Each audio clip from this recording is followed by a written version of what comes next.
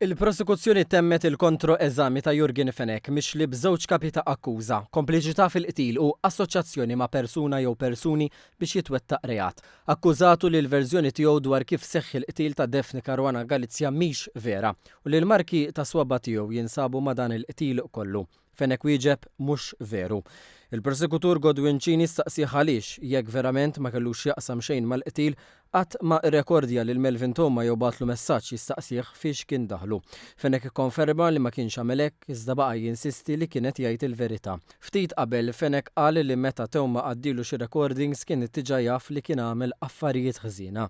Qal iżda li aktar mir-recordings kien inkwetaħ il-fatt li Toma kien isemmih f'nota għax minna fem li kien se jipprova jimplikah fil-qtil.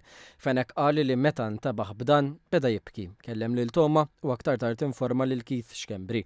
Mistoqsi mill-prosekuzzjoni x'għamel meta nduna li Toma kien se jimplikah Fenek wieġeb li taħ aktar flus u dar aktar droga. Qal ukoll li jiem wara Toma ġie jiskuża ruħu miegħu. Il-prosekuzzjoni staqsitu għaliex ma rapportax dak li kien jaf lill-pulizija jew wissiex lill-familja Caruana Galizia.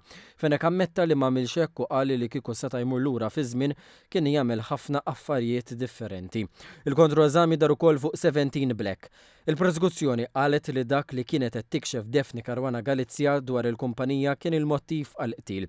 Fenek ċaħad dan u insista li 17 Black ma kellha ebda rabta ma' Electrogas. Il-prosekuzzjoni fakritu wkoll fil-kumment tiegħu dwar Caruana Galizia. Nitfaħħa minn hawn l-isfel u ma jiddispjaċinix. Qal li jħossu ħażin li qala. Fenek ammetta wkoll li dak li xed fil-ġuri f'ċerti punti kien differenti mill-isqarrija li kien tal il-pulizija meta ġie arrestat u qal li tela jixed biex jgħid il-verità kollha. Iżda l-prosekuzzjoni akkużatu li biddel u rranġa l-verżjoni biex din tiġi taqbel mal-provi. Wara li l-prosekuzzjoni ddikjarat li ma kellix aktar mistoqsijiet, il-ġurati intalbu jgħidu jekk ridux jistaqsu xi ħaġa lil Fenek.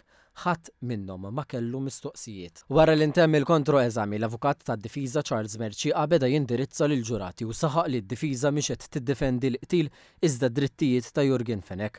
Talab lil ġurati ma jagħtux lil Fenek aktar milli hu tiegħu u jwarbu kull simpatija jew antipatija li jista' jkollhom minħabba natura tal-każ jew dak li kienu qraw fil-midja.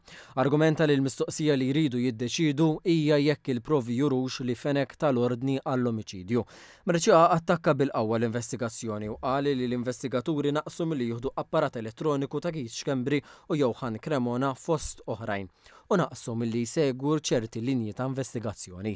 Għal ukoll il-verżjoni ta' Melvin Toma hija mimlija inkonsistenzi. Id-difiża sqaret ukoll li Keith Schembri kellu motiv biex joqtol lil Caruana Galizia dwar dak li kitbet fuq saħħtu. Merċieqa refera wkoll għall maħfar presidenzjali ta' Melvin Toma u qal li l-aħħar ħaġa li jagħmel Schembri qabel ir-riżenja kienet li ppreżenta talba l-maħfra fl-uffiċċju tal-eks Prim Ministru Joseph Muscat. L-avukat Tembi li fakkar lil ġurati li huma għandhom jaslu għal verità mill-provi li semgħu fil-qorti u jiddeċidu jekk il-prosekuzzjoni rnexxilix tipprova l-każ tagħha kontra Jurgen Fenek.